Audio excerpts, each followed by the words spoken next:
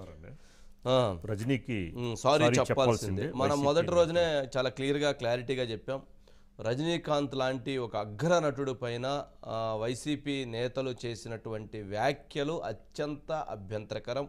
వీటి విషయంలో ప్రజలు అంటే ఆ తెలుగు ప్రజల గౌరవాన్ని మంటగలిపే విధంగా, తెలుగు ప్రజల మర్యాదని మంటగలిపే విధంగా, తెలుగు ప్రజల ప్రతిష్టని మంటగలిపే విధంగా, తెలుగుకున్నటువంటి గొప్పతనాన్ని కూడా మంటగలిపే విధంగా వ్యవహరించారనేటువంటిది మన అభిప్రాయాన్ని వ్యక్తం చేశాము.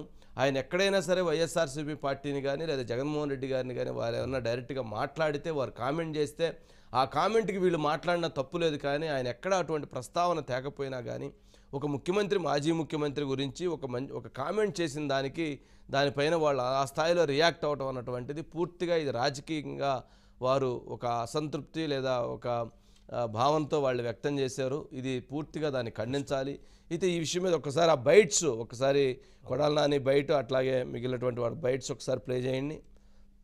నిన్న వచ్చాడు ఒక స్టారు, పక్క రాష్ట్రానికి సంబంధించినటువంటి స్టారు, ఇక్కడ జీరో, అక్కడ హీరో, ఇక్కడ జీరో. ఆ జీరో వచ్చి ఇక్కడ చెప్తాడు చంద్రబాబు నాయుడు పరిపాలన బాగుంటుంది, వీడి విధన బాగుంటుంది, వీడి పిండగుడు బాగుంటుంది అని చెప్పి. మళ్ళీ ఆ రజనీకాంత్ బుద్ధి లేకుండా వచ్చి వీడిని తీసుకొచ్చి పెట్టుకోమంటాడు.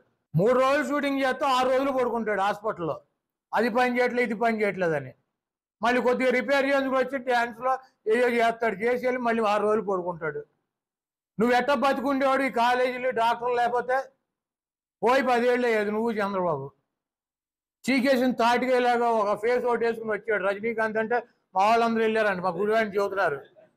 ఈ సన్నాసిని తీసుకురామని వచ్చి ఇంకో సన్నాసి, పక్క రాష్ట్రం సన్నాసి వచ్చి ఈ రాష్ట్ర సన్నాసి గురించి చెప్పాలా?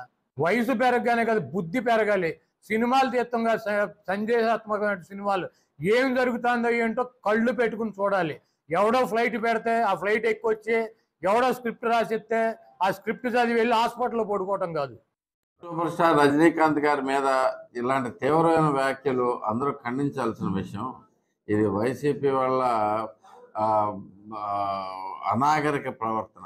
ఇంకా ఏంటంటే ఇప్పుడు మన రాష్ట్రంలోనే కాకుండా పక్క రాష్ట్రాల్లో మొత్తం పరుగు పోగొట్టే పరిశ్రమ. అప్పుడు మాట్లాడేటప్పుడు ఎవరి గురించి మాట్లాడుతున్నాం అనేది తెలుసుకుని ఉండాలి. కింద నుంచి కష్టపడి పైకి వచ్చిన వ్యక్తి రజనీకాంత్ గారు. అలాంటి వ్యక్తి మీద ఇంత చీప్గా మాట్లాడి రేపు మా చెన్నైలో ఎవరో ఇప్పుడు వెళ్ళి మాది గుడివాడ అని చెప్పుకోలేని పరిస్థితిలో ఉంది. ఈ ప్రతిసారి ఇంకా ఇంతకంటే ఏం దిగజారుతారులే అనుకునే దాంట్లో మరింత దిగజారి చూపించడం అలవాటైపోయింది. రాజకీయాలకు సంబంధం లేదు. ఆయన మాట్లాడిన దాంట్లో కానీ ఎవరిని విమర్శించలేదు. దీంట్లో ఆయనకి నచ్చిన నాయకుడిని ఆయన చేసిన దాన్ని ఆయనకు అనిపించింది చెప్పాడు అంతే. దానికి మీరింత ఎగబడి దాంట్లోంచి అసలు అంతటి వ్యక్తిని ఇష్టం వచ్చినట్టు మాట్లాడటం మీ గుడివాడ ప్రజలు వెళ్ళి చూసి అదేంటి ఈయన ఇలా ఉన్నారు, చీకేసిన తాటికాయ గింజలాగా ఉన్నాడని చెప్పని వాళ్ళు కామెంట్ చేశారంట అని కొడాలి నాని గారు చెప్తున్నారు. మరి వెనిగల రాము గారు ఏమన్నా ఆయన ఇంకో కామెంట్ ఏం చెప్తున్నారంటే, మీ వలన ఏది గుడివాడ ప్రజలు తమిళనాడు పోయి పరువు పోగొట్టుకోవాల్సిన పరిస్థితి ఏర్పడింది, ఆంధ్రప్రదేశ్ పరువుని మీరు దిగజారుస్తున్నారని చెప్పి ఆయన కామెంట్ చేశారు. సరే, ఏదైనా పొలిటికల్లో ఇది నడుస్తూ ఉంది. సరే, ఈ అంశానికి సంబంధించి మనతో మాట్లాడటానికి ద్రవిడ దేశం కృష్ణారావు గారు ఉన్నారు, తమిళనాడు సంబంధించి. కృష్ణారావు గారు నమస్కారం. నమస్కారం వంశీ గారు, బాగున్నారా? యా బాగున్నామండి కృష్ణారావు గారు. ఏంటండి కృష్ణారావు గారు, రజనీకాంత్ గారు అంటే ఆయన ఒక లెజెండరీ, మరి అలాంటి ఒక అగ్ర నటుడిని ఆంధ్రప్రదేశ్లో ఆయన వచ్చినటువంటి కార్యక్రమం తెలుగు వాళ్ళ గౌరవాన్ని, తెలుగు వాళ్ళ ప్రతిష్టని పెంచినటువంటి, ఆత్మగౌరవాన్ని కాపాడినటువంటి ఎన్టీ రామారావు గారి 100వ జయంతి ఉత్సవాలకి మరి అటువంటి కార్యక్రమంకి వచ్చి ఆయన ఒక కామెంట్, అంటే ఆయన ఎక్కడా తెలుగుదేశం గురించి మాట్లాడలేదు, ఒక చంద్రబాబు నాయుడు గారిని విజనరీ లీడర్ అని చెప్పారు. దాంతో ఈరోజు ఒక పెద్ద చర్చ, వివాదము, ఆయన మీద చాలా తీవ్రమైనటువంటి కామెంట్స్. దీన్ని ఎలా చూస్తున్నారు మీరు? తమిళనాడులో చాలా ఉద్యమ కార్యక్రమాల్లో ఉన్నారు, తెలుగు ప్రజల క్షేమం కోసం లేదా తెలుగు ప్రజల కోసం మీరు విశేషమైనటువంటి కృషి చేశారు. తమిళ సంఘాలతో మీరు కలిసి పనిచేస్తున్నటువంటి మీరు ఎలా చూస్తున్నారు ఈ అంశం విషయంలో? అక్కడ ప్రజలు ఎలా చూస్తున్నారు, మీరు ఎలా చూస్తున్నారు? సార్, ఇప్పుడు రజనీకాంత్ గారు ఆంధ్రప్రదేశ్లో ఉన్నటువంటి ఎన్టీ రామారావు గారి యొక్క ఫంక్షన్కి శత జయంతి ఉత్సవాలకి ఒక ముఖ్య అతిథిగా పిలిచారు. దీని వెనక ఎంత కృషి ఉందంటే టిడి జనార్దన్ గారు గత ఎన్నో రోజులుగా నాకు ప్రతిరోజు నెక్స్ట్ డే ఏం ప్రోగ్రామ్ జరగబోతుంది ప్రతి నాకు పెట్టేవారు మిత్రులు కాబట్టి నాకు నేను కూడా నాకు తెలిసిన విషయాలు ఆయనతో షేర్ చేసుకునేవాడిని టిడి జనార్దన్ గారితో.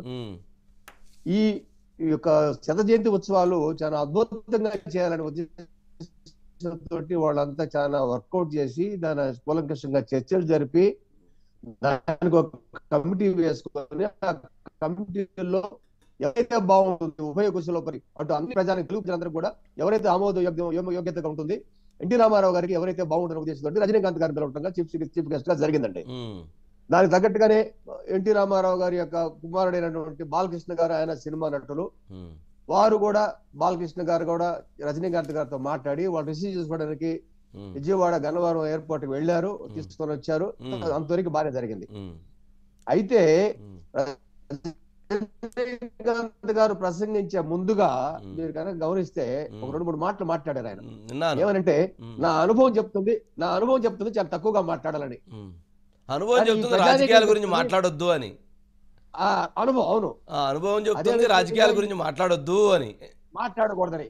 కానీ ప్రజలు చూస్తే చెప్తుంది రాజకీయం మాట్లాడాలని. ఇట్లా 2-3 విషయాలు మాట్లాడిన తర్వాత ఇంక ఆయన మన విషయానికి వచ్చాడు. ఆయన వచ్చినప్పుడు జనరల్ గా వచ్చింది ఎన్టీ రామారావు గారికి ఆయనకు ఉండే సాన్నిహిత్యాల గురించి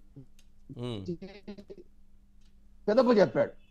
ముందుగా మాట్లాడటం ఆంధ్రప్రదేశ్ మాజీ ముఖ్యమంత్రి తెలుగుదేశం పార్టీ యొక్క జాతీయ అధ్యక్షుడు చంద్రబాబు నాయుడు గారి గురించి కొంచెం ఎక్స్పోజ్ గా మాట్లాడారు. ఇది డిఫరెన్స్.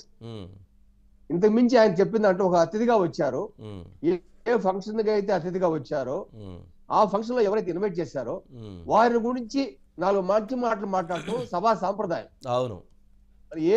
ఎక్కడైనా ఏ మీటింగ్ అయినా చూసుకోండి మీరు. అవును. ఎవరైతే గెస్ట్ గా వస్తారో అటు అమితాబ్ బచ్చన్ కాడి నుంచి ఇటు చిరంజీవి గారు కూడా ఎన్నో ఫంక్షన్ లో కలుసుకుంటున్నారు, అన్ని పార్టీల ఫంక్షన్ లో కలుసుకుంటున్నారు.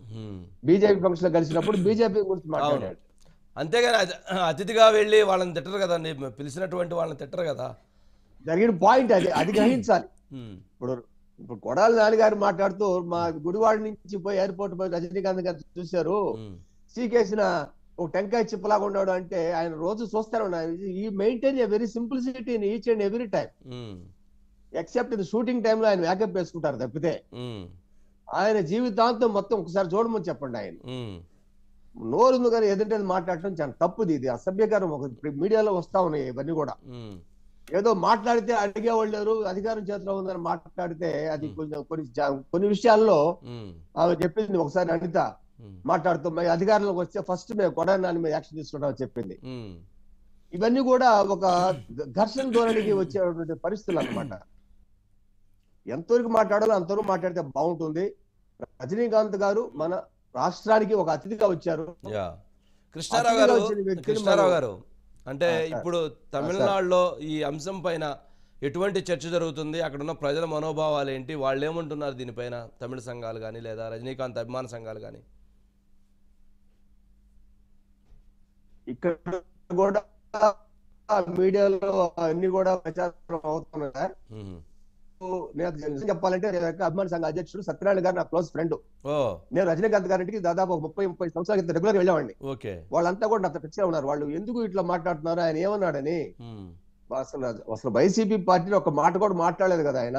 మాట్లాడితే అన్నాగా తప్పులేదు అనేది వీళ్ళ ధోరణిగా ఉంది వంశీ గారు. ఓకే, అంటే ఇప్పుడు వైఎస్ఆర్సీపీ అపాలజీస్ రజనీ అని చెప్పని ఒక హ్యాష్ ట్యాగ్ పెడితే అది విపరీతంగా ట్రెండ్ అవుతూ ఉంది. రజనీకాంత్కి క్షమాపణ చెప్పాలి వైఎస్ఆర్సీపీ, రజనీకాంత్కి క్షమాపణ చెప్పాలి జగన్మోహన్ రెడ్డి గారు అని చెప్తూ ఉన్నారు. అటువంటి హ్యాష్ ట్యాగ్ అవుతుంది. దానిపైన అంటే అటువంటి క్షమాపణ కోరుకుంటున్నారా తమిళ ప్రజానీకం లేదా రజనీకాంత్ అభిమానులు? అంటే ఇక్కడ ఇంకొక విషయం చెప్పాలండి వంశీ గారు, ఏ ఇన్సిడెంట్ జరిగినా, ఎవరు పత్రికా ప్రకటనలో, ఏ మీడియాలో మాట్లాడినా, ఏ మంత్రులు మాట్లాడినా, ఏ ఒక్క ఇష్యూలో కూడా జగన్మోహన్ రెడ్డి గారు స్పందించి మాట్లాడిన దాఖలాలు లేవు.